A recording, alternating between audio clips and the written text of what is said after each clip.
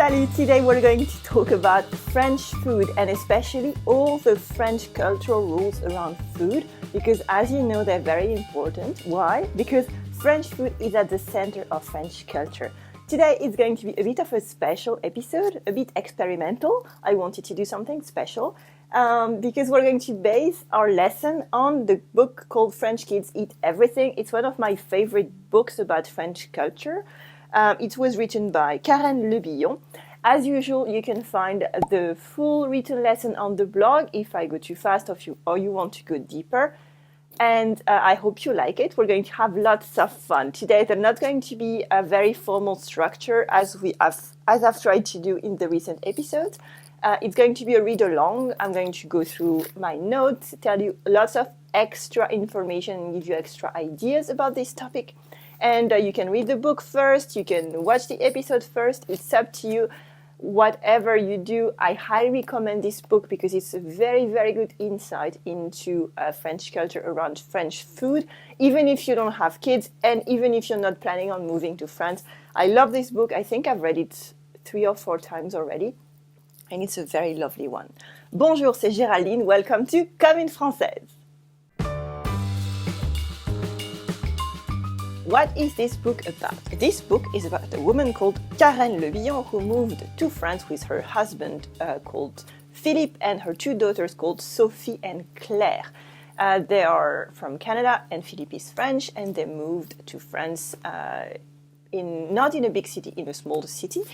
And what happened is that they were emerged right away and the kids had to go to school, the bigger one actually, and they have to get used to the food rules because French food is very important. Also, Karen was lucky enough to have her in-laws as well in the area, so they could help her with the kids. But because it's in-laws and because it's all about food rules and raising kids, there were issues as well, just like in any family. I'm going to give you lots of extra insights on what she's doing. If I happen to seem like I'm criticizing what she's doing, I'm absolutely not. Just like everything on Comme une Française, what I give is extra insights and different angle on what French people do and the way that French people see different things. It's not a critic, it's just showing you different sides of the same situation. Okay, so let's start. I took lots of notes.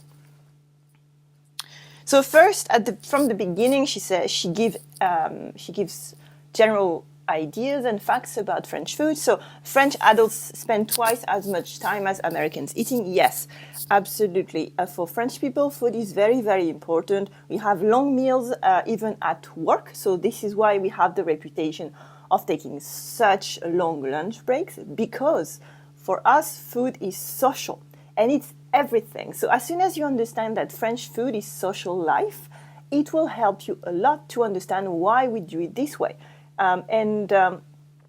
It's also why we have such long family lunches, usually on Sundays or Saturdays, usually on the weekends, because you can take more time. It's because it gets you up to date to what's going on.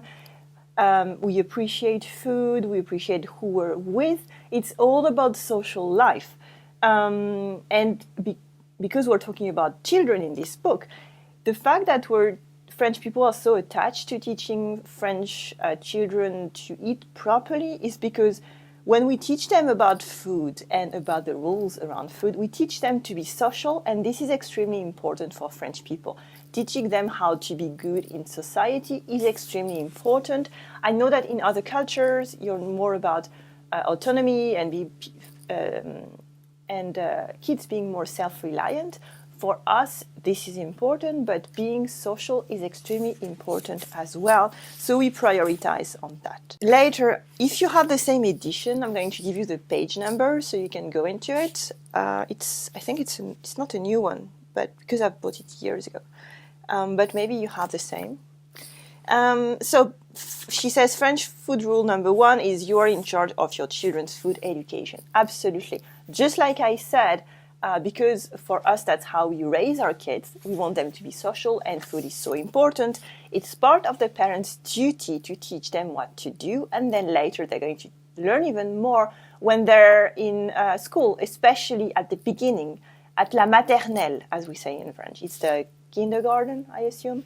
And that's where even very, very young children learn how to eat properly with being social, patient, not being too dirty, etc. So at the beginning it's a parent's duty, and then the school take it over at lunchtime, but it's all about the parents. Yes, so about that we have lots of words, as I said. We have this word that you have in English, maybe, that's called education. In French, éducation, that's the same word, it's very easy to understand. It covers more than just what education covers in English, because, as I said, for us being social is extremely important. So as she says, the word éducation covers a lot of ground in French.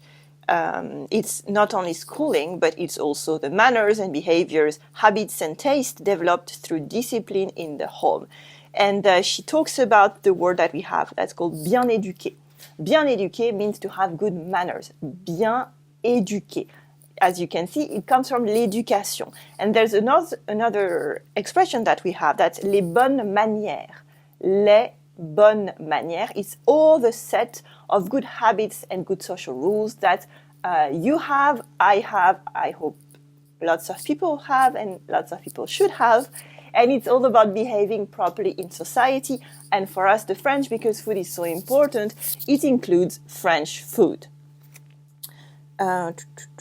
Yes, and obviously that's a bit judgmental very often on parents, is that we judge the parents on the way that their children are actually eating. So I'm not a parent, but that can be hard, but that's unfortunately what we do. Then when she moves to France, she says, living in France is not like visiting France. Absolutely. For different things. First, when you're a tourist in France, you only appreciate the sights, you appreciate everything as a tourist, but you're not really into it. And also, I talk about that in some of my courses. The expectations of French people are different if you're living here or if you're a tourist. If you're living here, they will assume that you speak French. They will assume that you know the rules, just like in other countries. They assume that you already know it, even if you just moved. So that's difficult, because if you don't know the rules, if no one ever told them to you, it's going to be tricky. And in France, because we have such a glamorous image sometimes, not for everybody, it can be hard and tough, because your dreams can be shattered very fast. What's good for her is that she had her husband, who's French, who was able to teach her some things, so she could fit in more easily. And I don't want to just do too much advertising about what I do, but Comme une Française really teaches you to have the full experience of France, even if you're just a tourist. In my programs that are more advanced, such as what I do here, we go deep into culture, social rules, the French that you need to visit France, to enjoy France at a deeper level than just being a tourist. And if you happen to move to France, my courses will help a lot, so you don't have the same experience, because she struggled a lot, poor her. In France, we have 4 main meals. So we have le petit déjeuner. Le petit déjeuner, that's easy. Then we have le déjeuner. Le déjeuner is at lunchtime. A student of mine told me recently that I never mentioned it, and it's very clever, is that le midi is another word for lunchtime. It's not necessarily noon, as in that's when we're going to meet exactly. It's about lunchtime, and that's another way to talk about it. So it was very clever of her to notice it. I use it all the time, but I never thought about teaching you, so that's a good opportunity. Le midi is also a name for le déjeuner. And then, that's very important for children, it's le goûter. Le goûter is the 4 p.m. snack, le goûter. And what's funny about snack when I'm thinking about it is that we don't have a translation for it. Because we don't approve of it, and we don't see it the same way. And because at the end of the day we have le dîner, dinner, and children and adults are not supposed to eat in between those meals. And for lots of people, le goûter is just for children. Some adults do it a little bit, but that's what happens. The adults have l'apéro, l'apéro is just before dinner. But the idea of French food is that it's social, so it should be enjoyed together. So we're not supposed to eat outside of meals, or we're not going to be able to enjoy them later because we won't be hungry. So you see, it's all linked together, and it's all about social. And as soon as you get that food is social, you get everything else. So she says, yeah, the children were not allowed to play with their food. If you can't eat properly, you won't eat at all. That's a bit hard at school, but that's how it goes. We expect children to eat properly from a young age.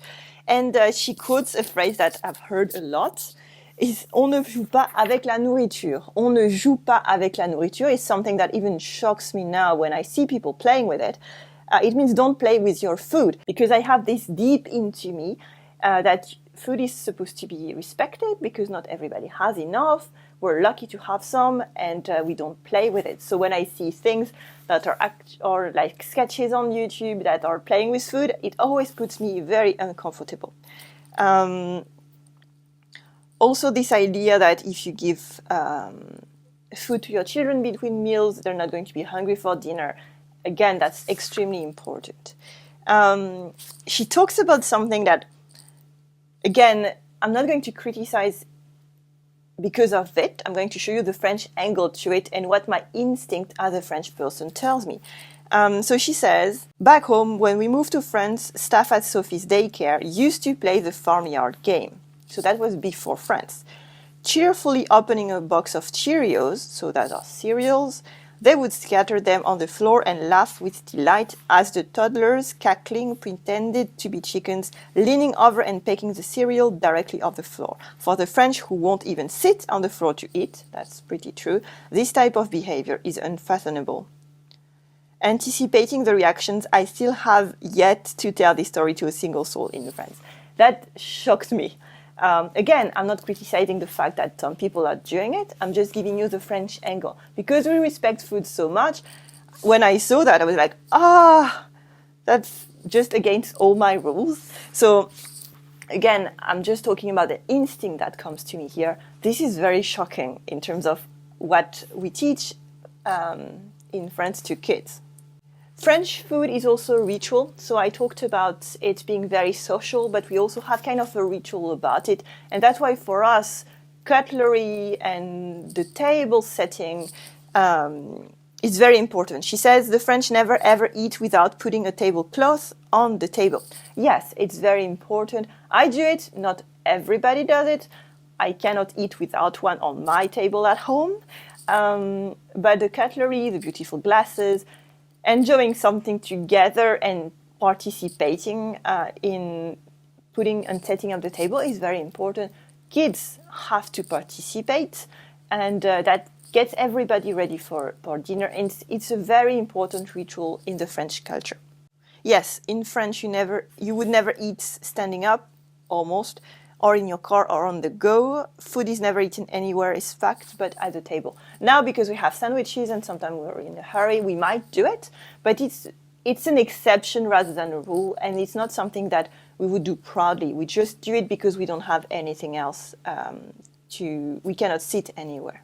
Eating everyday meals is treated like an occasion, absolutely, a social occasion. The French never eat alone at home or at work. There is someone else, if there is someone else to eat with. Absolutely. I've talked about that before, about never eating alone is extremely important. This doesn't mean that you can't go to the restaurant alone. That's absolutely fine if you happen to be alone. But the rule, if there's someone else to eat with, a friend, a colleague, a neighbor, I don't know, you would never eat alone or eating independently. And you would always synchronize to eat together. And that's extremely important. Why? Because food is social in France, so you have to be social and be with someone. And when I was living in England, I have to say, I was living with a roommate, and he's a very kind man. And what happened is that we were not synchronized in our meals, and I was very shocked at the beginning because with my roommate in France before, we would always eat together. This is not a requirement, but if you have someone to eat with, you would synchronize to eat together. Because food is social, and I've said that 10 times already. There's another thing about food that is social, is buying food. That's why the market is such a very important part of French people's life. Don't go to the market enough, I have to say. But for lots of people, it's a core element of their life, especially in villages, or even at my parents' city, because she sees other people, my mom sees other people, she chats, how are the children, what are you doing today, etc. So the act of buying food is extremely important. And also when you're talking to the seller, he or she is going to tell you about the vegetables, the fruits, where they come from, how did you eat the fruit and vegetables I sold you last week, did you like them? And this is extremely important. It's a very important feedback that's part of social life, because food is social. And it's all about building these conversations, because conversation, just as food, is at the center of French culture. And we build the relationship with the conversation. So if you go too fast, you're going to freak them out. If you don't know what to say, you're going to be in a difficult position. And I teach that in one of my other courses called Subtle French. In Subtle French, I teach you everything about how to build a relationship via a conversation. And very often, some of my even most advanced students had no idea about that. So check it out if you want to build a relationship with anyone in France via conversation. Later, on page 36, she talks about La Cantine.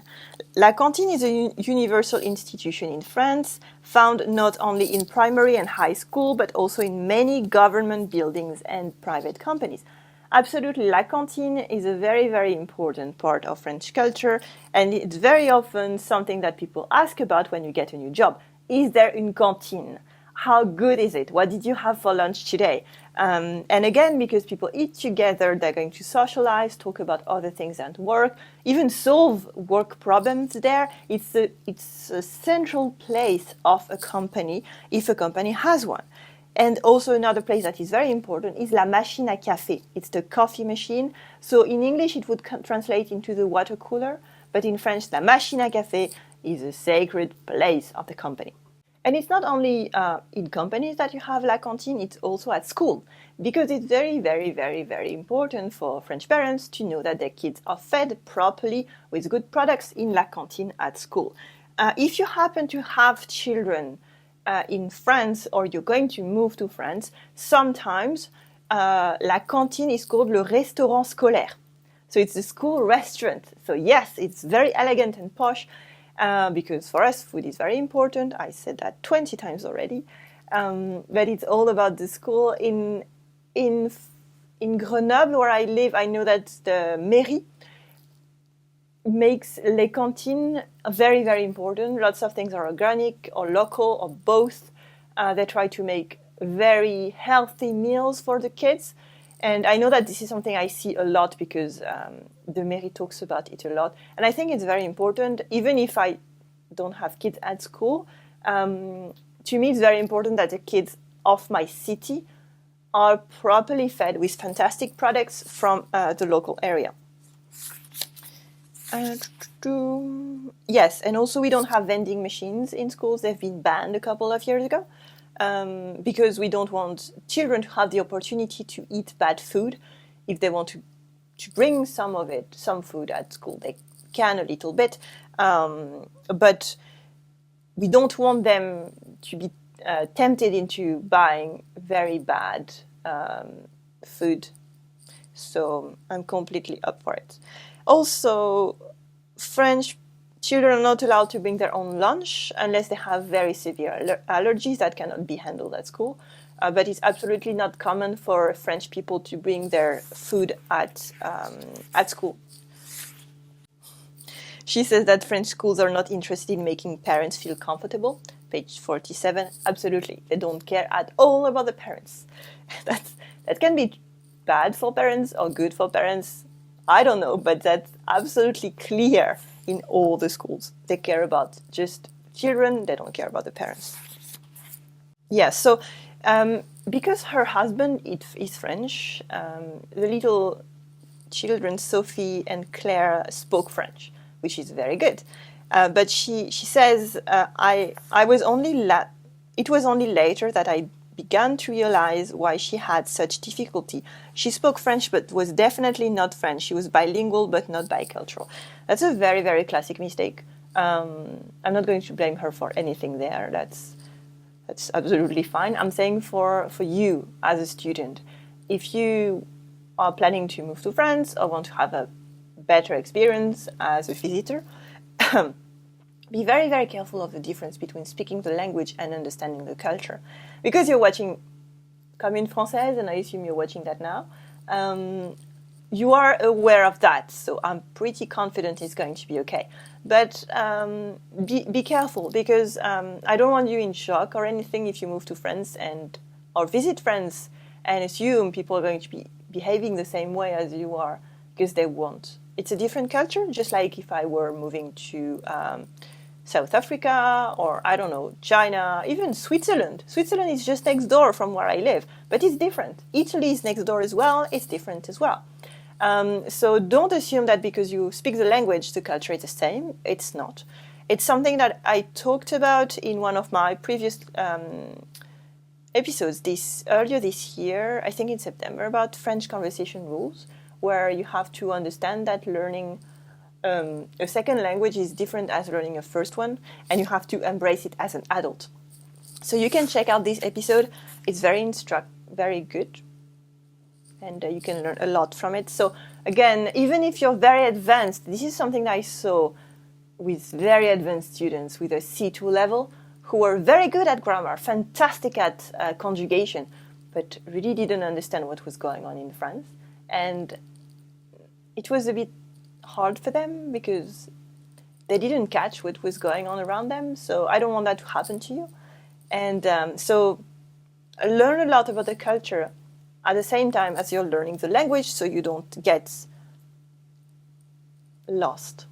So kids eat the same things as adults, unless they have no teeth. But that's really very, very important for people, that children eat the same. So they can open their mind to other food. Obviously, if there's things that they hate, just like I don't like bananas at all, you can respect the taste of the children, but you should assume that they have to at least try, and we're going to see that later. She says, yes, so if the food is delicious, why do you need to have a choice? Page 52. She says then later, for Americans, having a lot of choice is synonymous with quality, but for the French, too much choice is potentially a symptom of lower quality. Absolutely. That's why we have so many restaurants with just one or two choices. And that's why we have le plat du jour, which is a daily special. Le plat du jour, which is something I almost always take, sometimes without even asking what it is, because we know that it's made on the spot, it's good, it's fresh from the day. And when we have a restaurant which has too many choices, we assume that they cannot make everything in the kitchen, because that's too many things to have fresh. So that it will be frozen, or it will be something that comes from a can. It's not going to be fresh. So for French people, less choice means better quality. And even beyond that, a friend of mine used to have a restaurant. He was cooking and had a restaurant, and his restaurant was pretty good and very successful. And he only had two choices. So if you were going there assuming that you didn't have a big allergy or could eat meat, they had a vegetarian option as well. You just went there and you ate what they were giving you, but you didn't have to choose. And for French people, that's a sign of quality. Smaller choice, better quality. Then she talks about dinner invitations and conversation. She says, the only rule seems to be that more simultaneous conversations are better than fewer. That's page 57. And clever interruptions, particularly to make a sardonic joke, score you more points. Absolutely. As I said, conversation and food go together because it's all about being social. And if you want to know more about food and conversation, I have Subtle French, which I talked about, and more on food especially. I have a course called Inside of French, where we talk about French food, especially wine, cheese, and bread. So it helps you know more about it, because knowing about your products is extremely important in France. And it's delicious. Then she talks about friendships, page 63. To be fair, the French don't really easily make friends with other French people either. For the French, friendships is a deep, intimate, lifelong commitment, one that is made cautiously and rarely after one's mid-20s, page 63. Yes, we easily make friends when we're younger, and then we have less friends because we consider friendship to be serious. But we can absolutely make friends later, and you can absolutely become friends with French people. The thing is, you have to know the rules. So as I talked about before, you have to know what to say, when to say it, and how to build your relationship with your conversation, know when to switch from vous to tu, how to be more familiar, not to give too much too soon, etc. So it's all about the rules of friendships, and as I said, they are different from your culture, very, very probably. And you cannot guess them. They have to be taught. The French make a point of never arriving earlier than this on the theory that you don't want to embarrass your host by arriving before they are completely ready. Absolutely never be early when you're invited somewhere, except at the restaurant or an appointment like a doctor. That's what we call le quart d'heure de politesse. Le quart d'heure de politesse. That means the 15 minutes of politeness, and that allows your hosts to be late, and that's what we consider polite. So she has a debate then with French people about the fact that eating well is elitist. Is it elitist or bourgeois? And then someone tell her, in France everyone eats well, good food is for everyone, no matter rich or poor. Well, I hope it could be the case. It's supposed to be the case. We don't expect rich people to eat very, very well and middle class or poor people to eat very badly. No, we expect food to be general and to be good. And I think that's kind of where French people can be rude sometimes and a bit elitist, is because we expect beauty everywhere and art everywhere. If you live in Paris, you happen to see wonderful things all the time, so we expect everything else to be the same. And in food, it's kind of the same. We expect it to be good. And that's why there's something that I always thought about, is that we don't translate tasty food, and it doesn't translate in French, because food is supposed to be tasty. Just like something is supposed to be beautiful, and food is supposed to be fantastic, and conversation is supposed to be good and clever. We wouldn't think about tasty food, because for us all food is tasty. So that's why we may sound elitist sometimes. It's because we expect the best of everything we're doing, and for food it's even more the case, because anybody can cook fantastic things with simple products. It's all about knowing it, but we expect it to be wonderful. And that's a good thing of France, but that can be a bad thing as well if you don't see it this way. So I'm sorry. On page 69, there's a long talk just after that about what French people think about foreign food, especially American food. I'm not going to talk about it now because I'm going to be trashed on YouTube. But read it with a critic's point of view. Like, read what they're saying and agree, disagree with it. But at least you know. And I think what she's talking about is pretty true. It doesn't mean that French people are right. Absolutely not. And there one thing which I absolutely disagree with lots of people in France. Not all people think that, but French people tend to have a kind of disdain for foreign food, which I absolutely disagree with, especially foreign wines. And sometimes some people are very elitist with wine, and they consider that only French wines exist. And I think that's completely stupid. But if you want to read the book on this debate with French people, it's a very, very interesting thing, because she details all the point of views about how French people see American food. And especially here, you can go deeper into the difference in terms of cultural expectations about food. And this is why it's so interesting. But I'm not going to do that on YouTube. Also, because eating is so social, in page 72, she says, eating is inherently social.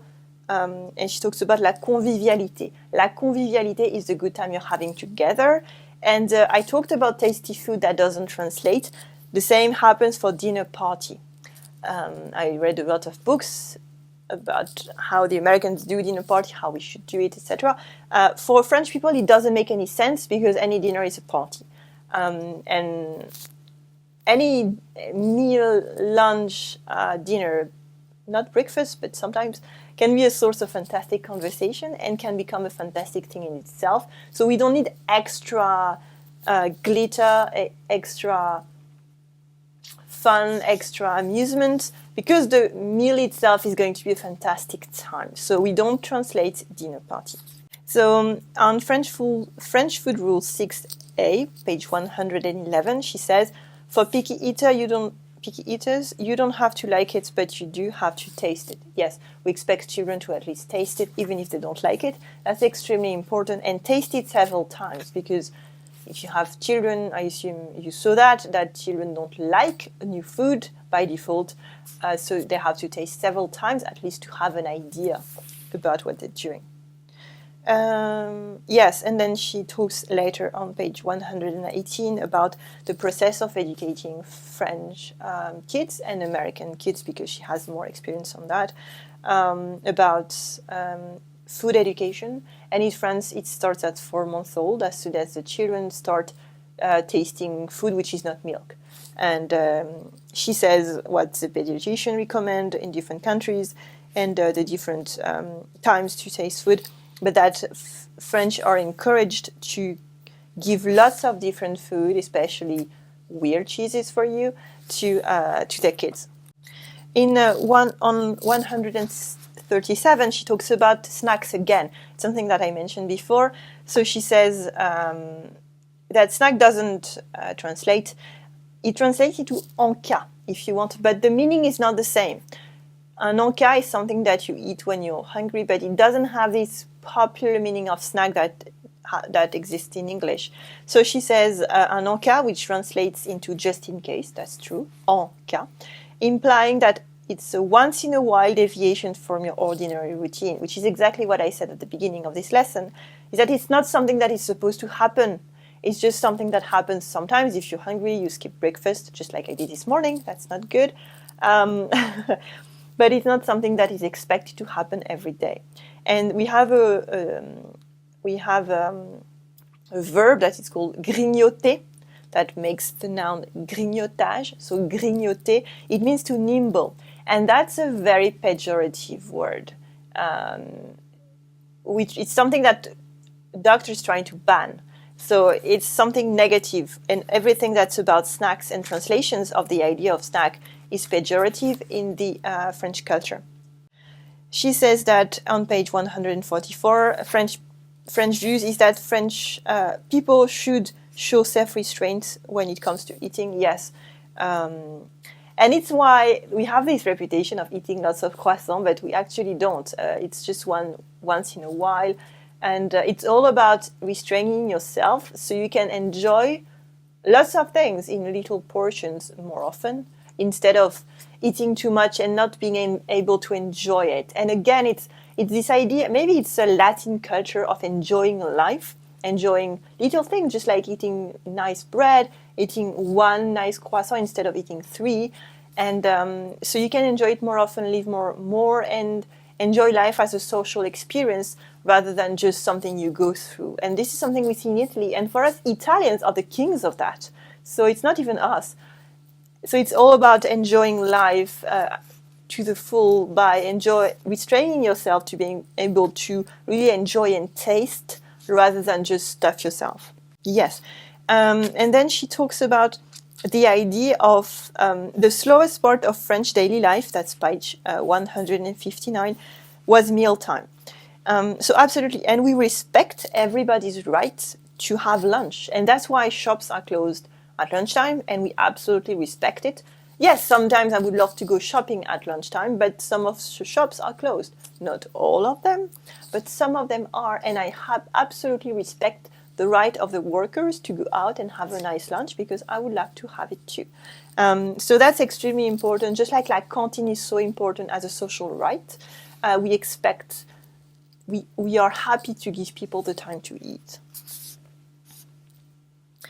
Then just after that, page 161, these meals taught me that pleasure is the most important goal for the French when they're sitting around the table. Yes, absolutely, that's a fantastic conclusion. Good food, good chat, good friends is what makes food so important in the French culture. Yes, and at the end, after that she talks about menus and fantastic recipes. She says, French food number 9, page 199, anything processed is not real food. Yes, there are lots of things that are edible which do not qualify as food in the French culture. For example, crisps do not qualify as it. Snacks do not qualify as food. And lots of things are processed, as she says, do not qualify as food. So that's why there are so many misunderstandings between some food manufacturer and food culture. And French food culture is because, yeah, that's good. You can eat it, but for us it doesn't qualify as food. And the idea of having food together is so important that sometimes we just ban some things because they don't make any sense in the French culture. Just like this... this food these meals that you can just mix and drink to go faster, not waste time eating, that doesn't make any sense in the French culture because food is social. And if I eat that, I will lose time with my friends or neighbors or colleagues, and that doesn't make any sense for me. I don't see why you should just save time on eating. Eating is great. And at last, she talks about a very important idea for you if you like France and French food is le terroir. Le terroir comes from la terre, earth, and it's a close relationship between people, their land, climate, and their food. Absolutely, we care a lot about how food is made, where it comes from, what traditions come from it, what legends are part of it, and all the rules around it. So it's something we talk about a lot inside of French because my food expert called Coralie is an expert in le terroir. She loves it. So we talk about how food is made, who made it, why, what are the rules around it, and the traditions. So that was it for today on French Kids Eat Everything. I hope you liked this lesson. Again, it was not as formal as I used to do because I wanted to really enjoy this book with you. Read it if you can. It's a fantastic book. Again, I love it. Karen Le Billon's experience is fantastic. At the end, you have recipes, which I didn't dive into because this was not the topic of the course, but they're very beautifully illustrated and they're pretty good. So that's it for today. Let me know in the comments what other book about France would you recommend to other students? I would love to hear from you. Use the area in the comments to share your ideas, talk about your favorite books. I look forward to hearing from you. If you like this lesson, share it with your friends. That's the best way to help Commune Française. And if you want to go more into learning French, I have a 10-day everyday French crash course that is free. It's available on the blog on communefrancaise.com. It's a 10-day mini course by email to help you double your Frenchness. Fantastic. It's words, expressions, culture, lots of fun, and it's free. You can subscribe on the site. That's it for today. I wish you a fantastic day, une bonne journée, une bonne soirée, une bonne nuit, maybe. And I will see you next time. Allez, salut!